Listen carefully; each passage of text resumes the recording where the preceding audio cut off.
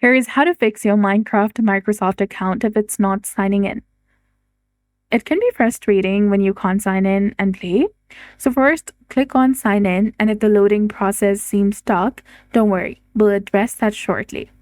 So if you reach the sign in screen, enter your Gmail, your email, phone number, or Skype ID. Choose your preferred sign in method, and you can use the password or email option. If your password does not work, click on Forgot Password to reset it. Hopefully, this will grant you access. And if you're having trouble even getting to sign in screen, close the game and in the search bar, type in settings and open the settings. And in the settings bar, go to the apps on the left. Then after find Minecraft and tap on uninstall and then try installing it again. Or you can also try repairing and resetting it. Reopen the Minecraft launcher and try signing in again. And if it's the wrong account, click on sign in with a different account. And if your account is listed, select it. Otherwise, click on add account and then continue.